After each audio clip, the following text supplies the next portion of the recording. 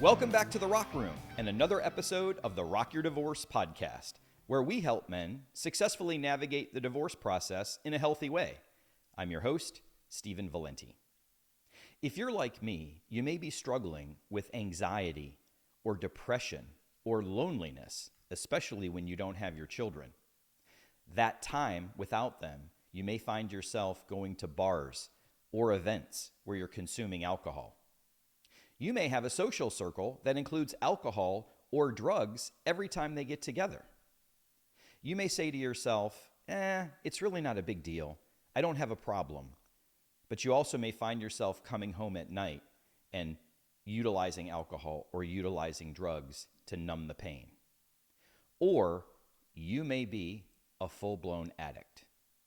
If any of that sounds true, then you are absolutely in the right place. Because in today's episode, we're going to talk about the benefits of sobriety and utilizing that not only during the divorce process, but afterwards to be completely and totally successful as you thrive to a new life. If that sounds like something you're interested in, then plug in, turn it up, and let's hit the stage. Okay, so as we describe on this podcast, there are 7 key areas of your life that as a man, if you focus on them each and every day, you will not only be able to navigate this divorce process in a healthy way, but you will absolutely be able to thrive afterwards. And the visual that I normally provide is that of a 7-channel mixing board, right? Each of those channels represents the 7 key areas, and the faders that are in each channel, that represents kind of the time and the effort and the energy that you're putting into each of those 7, sometimes hour by hour or day by day throughout the process. And as we've discussed, it's impossible, especially during the divorce process, to equally balance those faders across all 7. However, just by focusing on a few key components underneath each of those 7 areas, you will absolutely be able to navigate the process and thrive afterwards. So just keep that in mind. Today's episode, we're going to talk about the 4th key area, the 4th fader, which is physical. And that's really part of developing a comprehensive health program. And today's episode really deals with sobriety, right? Becoming sober. Now, I say all of this to say that just because you may not have a problem with alcohol or drugs does not mean that there aren't benefits and will be benefits for you, not only during the process, but well afterwards by making the choice to become sober. Some of the mistakes that I've seen men make, either that I made myself or through coaching and some of the guys that I'm coaching right now, is that we kind of see as men that alcohol and some drug use is really socially acceptable, right? Guys get together, they may head to the bar, they're on the golf course, they're drinking, they're hunting, they're fishing, alcohol is involved. We go to sporting events, we go to concerts, right? We do all of these activities and events and environments where the use of alcohol and a lot of times the overuse of alcohol is totally socially acceptable. It's kind of that manly thing, right? Doing shots with your buddies. I was in a fraternity in college and still have relationships each and every day with some of those guys. And there is an environment still of bringing in alcohol, doing shots, you're remembering the times that you probably had too much alcohol, right? And maybe through your marriage, the use or misuse of alcohol became more and more frequent, right? Depending on your social circle, who you were married to, what are the things that are going on in your life. But ultimately, during the divorce process, what I have found and through the research that I've been doing, as well as the men that I've been coaching, is that men in general decide that they're going to utilize these substances to numb the pain, to overcome the loneliness or aloneness that we're feeling. The pressures and the stress and the overwhelming feeling of what this divorce process can do to a man, especially when that man starts to consider what his life is going to look like after this divorce process is done, can absolutely be overwhelming and crippling. So the statistics show that as men, we do what we try to do to avoid the pain that we're feeling and suppress it. We do things like the use of alcohol, the use of drugs to not only numb that pain, but to try to make it through, try to cope through this very difficult, difficult physical, emotional, and a mental process.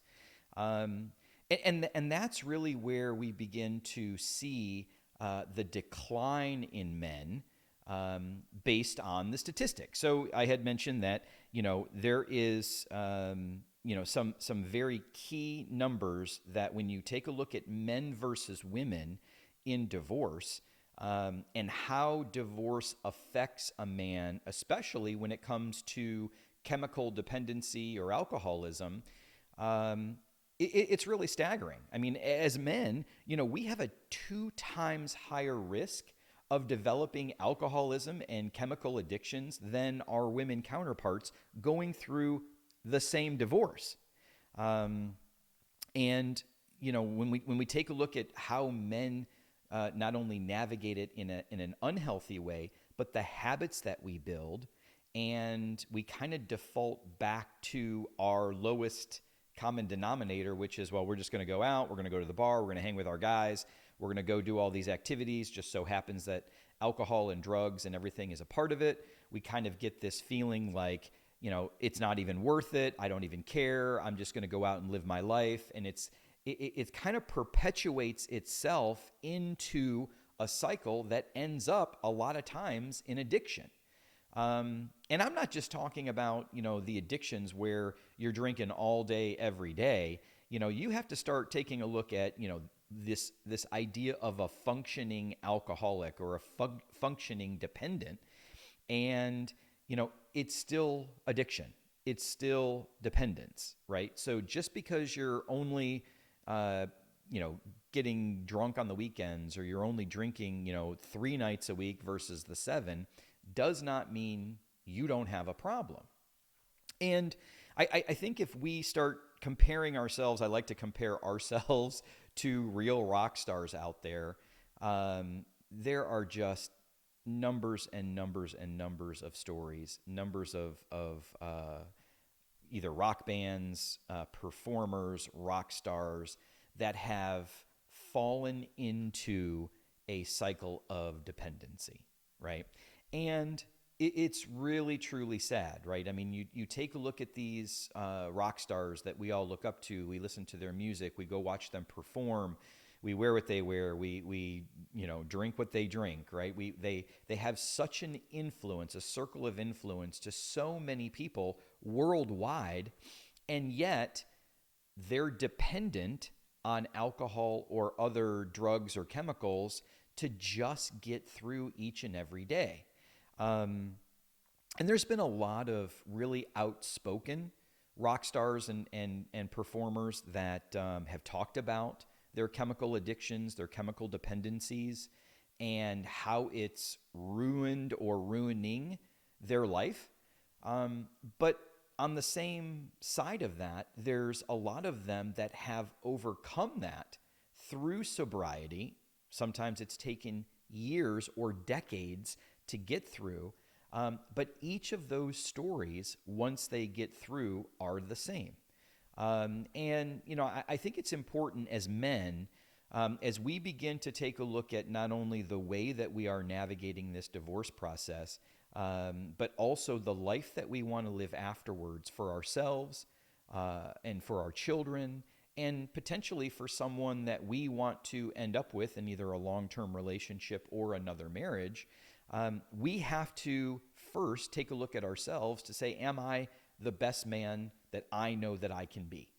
Am I the man that God has intended me to be? And am I a reflection of him in my thoughts, in my words, in my actions? And sobriety is one of those. And And there's been some very outspoken rock stars, whether it's Ozzy Osbourne, my favorite guitar player Slash from Guns N' Roses, or even James Hetfield from Metallica, about their struggles with addictions and why they fell into that. And it's not just the rock star lifestyle. I mean, let's be honest. The sex, drugs, rock and roll has been around since the rock stars started, right? I mean, the ability to have their lives in excess and feel all those feelings and have basically everything they want. I mean, it sounds like a great story. But through listening to documentaries, reading books, doing research, and finding out that the story kind of always ends the same. I started with this, and look at me now. I went through this traumatic event as a child or through my teenage years and fell into alcohol use, fell into drugs, fell into heavy addictions.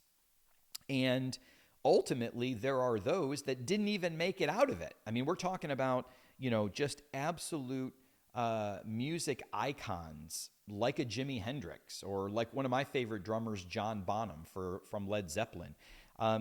Their addictions took their lives. And if you go through the decades of rock stars and performers and rock bands, and you look at even most recently, like with Chris Cornell from Soundgarden and Audioslave, or even some of these pop stars that are dying from drug and alcohol use and falling off, hotel balconies or jumping off hotel balconies, it's devastating. And if someone like that, who seemingly has everything in their life, everything that they could ever want, right? They've got money, they've got fame, they have fortunes and fan clubs and all of these things. They see and do things that you and I will never be able to see and do, and yet there's still something, an emptiness that they're trying to fill by the use of alcohol, the use of drugs, coping mechanisms, and trying to get through.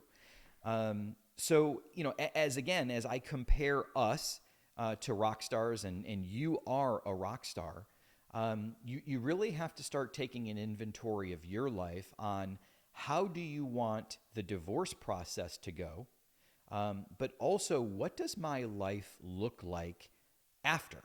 And I think that's where, as men, we need to decide, again, part of this is physical, right? Developing a comprehensive health program to be the best physical shape we can be, to weather the storm of the divorce process, to get through, to be able to cope and handle everything that we're doing, so we can come out on the other side and be the best men we can be.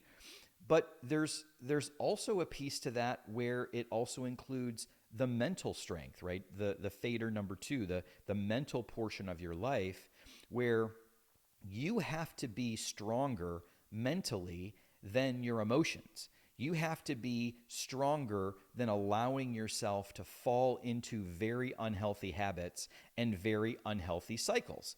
And quite frankly, as a man, you have to be in control of that, right? No excuses, no making excuses. Oh, I'm going to go out with my buddies, or we did this, or I got caught up in this, or it's okay. I'm just going to do this, on the weekends. It doesn't affect my life. It doesn't affect my job. It affects it. And it's going to affect ultimately if you don't get it under control. And by getting it under control, eliminating that from while you're going through your divorce, you could absolutely make some horrific mistakes, whether it's being out in public drunk, whether it's being with your children and the way that they see you coping. And you don't want anything utilized against you during the divorce process. You don't want to give your former wife or soon-to-be former wife and their attorneys any ammunition on that you don't have your mental and your physical health put together. And you may be listening thinking now, like, well, what's the big deal? Like, I'm just going out and having, some beers with my buddies, or I'm, shooting some bourbon, at the bar after hitting 18 holes of golf. What I'm here to tell you is the statistics show, especially with men, during the divorce process, and especially afterwards, with all the pressures and stress of not having your kids and financial responsibilities and all of these other things, you have a very high likelihood of falling into alcoholism and chemical dependency if you don't already have those issues. Because what we haven't talked about yet is that those alcohol and drug issues, or how you act or react when you're drinking or when you're taking drugs to your former wife or soon to be former wife and children, may have been the cause of your divorce, right? So I think a lot of this has to do with, again, taking a self-inventory about what's going on in my life, how did I get here, why am I here, and making a conscious and deliberate choice to do something different, to live a different lifestyle. Yes, you were a rock star, you're partying, you're doing all those wonderful things, and you've got great stories to tell. Be the rock star that says, you know what, this isn't for me anymore. I am changing my life for the better.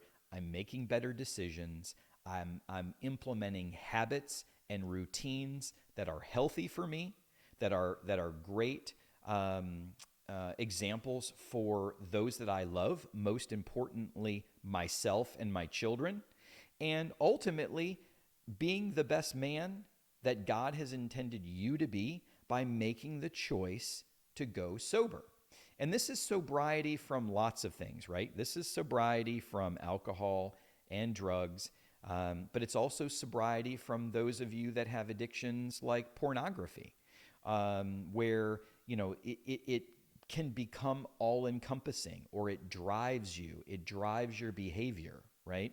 So substances can be that way, but also unhealthy habits, unhealthy eating, like we're talking about, overeating or excessive eating, or some of the things that you're doing, right? It's all of these things that we're doing from an unhealthy habit or an unhealthy routine that we need to eliminate from our lives to become the best man that we can be.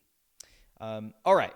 So with that being said, you may have been seeing through social media or articles out there. There is now a big men's movement on sobriety, and there are podcasts out there that are strictly related to sobriety, to living a sober lifestyle. There are events, and there are bars, and there are groups and support groups and fitness movements and everything else that are now incorporating this sober lifestyle into the norm. Because ultimately, socially acceptable drinking to excess, or drug use to excess, now that a lot of drugs, or at least marijuana and the use of marijuana are legal in states now, they're starting to see a shift away from those types of lifestyle choices to more healthy lifestyle choices for a lot of the benefits that we're going to talk about here in a minute. So I encourage you to take a self-assessment, right? Look at yourself in the mirror and know, are you coming home and grabbing a few beers or sipping a few bourbons each and every night, right? Do you find yourself every time that you go out to dinner, or those times that you go out with your friends, go out with dinner, where drinking and drug use, or somehow, some way, chemical dependency is included in that? Or can you go out, ask yourself this question, can you go out with all of your friends or all of these places and not have a drink? Or, because if you can't do that, you may have a problem, right? And I'm not judging you. I'm not, trying to put you down or trying to guilt you into it. What I'm asking you to do is something that I had to make the choice myself to do. I chose about 5 or 6 months before I even filed for divorce that in order to have a clear mind and make good choices and decide what was best for me and my family, I needed to be sober, and I didn't even have a problem, right? So it's kind of one of these things where I'm asking you to take that self-assessment as a man, look yourself in the mirror and know, do I have these issues? Do I have a potential dependency on alcohol or drugs or pornography or whatever it is? Is it driving my behaviors? And if any of those things feel a little uncomfortable asking yourself, or you know deep down that you do, my suggestion is to get help or just to stop. And there are ways to do that, because you will find a much better success rate in being able to navigate this divorce process and everything it's throwing at you as you become much more spiritually, mentally, emotionally, and physically healthy during this process. And ultimately, you want to be that man for yourself and for your children when you exit the divorce process on the other side. And you will. And the life that you have waiting for you there needs to start during the process. So, with all that being said, let's talk about the 5 top advantages of becoming sober during the process so that afterwards you can thrive like a sober rock star. The first advantage is probably the most obvious, and that is your physical advantage.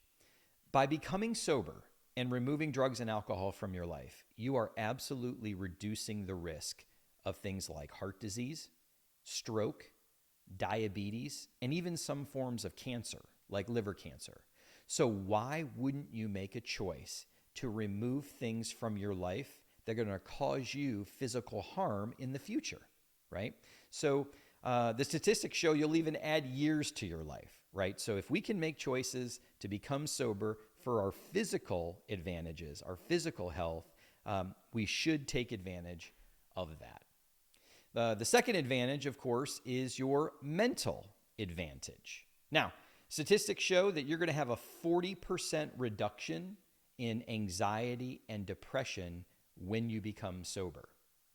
Your mind is going to work better. You're going to have better mental cognition, and you're going to be more productive and more efficient when it comes to things like work, right? So all of that rolls into creating a better self-esteem and a better self-confidence. So just by becoming sober in your mental health, in your mental advantage, all of those things will play towards your favor.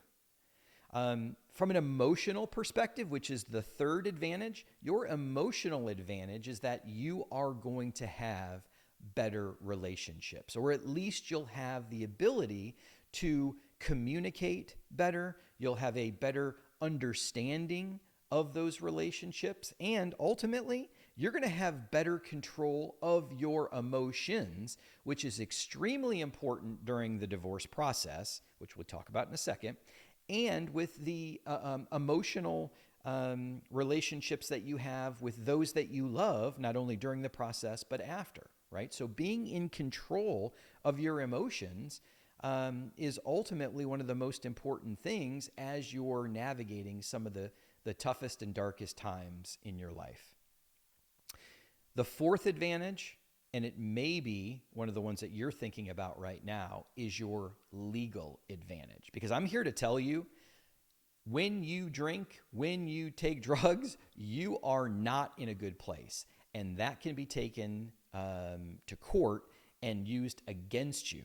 You make poor decisions. You may say or do or act in ways that good attorneys can use against you, or the court may look at you and say, oh, well, this is how this person's character is, and therefore, here's the result of that. So I'm encouraging you, do not put yourself in a situation where you could get DUIs, where you could say or do things that can be used against you because you are in a heightened emotional state, or you are in a more relaxed state where some of these negative behaviors and negative routines will come through. Do the right thing, and your children will see that, and it won't be used against you in a court of law. Okay, so that's the fourth, which is a legal advantage of staying sober. The last thing, and I'll tell you about this from a relationship standpoint, I will tell you that my relationship with those that I love, most importantly with my children, and the way that they saw me navigating this divorce process all the way through and even to now, 4 years later, by remaining sober is priceless. Now, I'm not going to tell you that it doesn't have some negativity that comes along with it, because you're going to find that there are going to be some friends and family members that may feel uncomfortable around you, or because you are not drinking, that may stir some emotions within them that they have to face some things that they don't particularly want to face. That's not your problem. You need to focus on you and do the right thing for you during the divorce process, and especially as you begin to build that life that's going to be afterwards, by remaining sober. And when you get past that, don't be surprised if when you start to get yourself out into the dating world and you start meeting women, or you start going out with women on dates, there may be some uncomfortableness with women that see you not drinking. And I've had a little bit of both. I've had some that have thought that, they've appreciated that I'm sober and that I've remained sober even after my divorce. And I will tell you that I know for sure that a couple of those that I've either been out on dates or had some sort of relationship with, because I didn't drink, it was a problem for them. And as far as I'm concerned, if you have a problem, or if it strikes a chord or somehow, some way makes you feel uncomfortable because I don't drink, that's not a me problem. That's a you problem. So just know that you have an advantage of relationships by being clear and sober throughout. You can use it to your advantage, both from a relationship perspective as well as a professional relationship perspective. If anything that I've said today strikes a chord with you, or you feel like it's resonated with you and you want to find out some more information about it, please go to www.rockyourdivorce.com. Schedule a free 30-minute phone call with me, because I know that I can help coach you not only through this divorce process to navigate it in a healthy way, but to also thrive on the other side. While you're there, please like and subscribe to the Rock Your Divorce podcast. And if you know of any men that are either currently going through the divorce process or have recently gone through the divorce process and may not necessarily be in a healthy way, I encourage you to send them here to the Rock Room, and we can help them get through and navigate their divorce process so that they can thrive afterwards. That ends today's episode. I appreciate you watching today. I look forward to seeing you next time here in the Rock Room for another episode of the Rock Your Divorce podcast.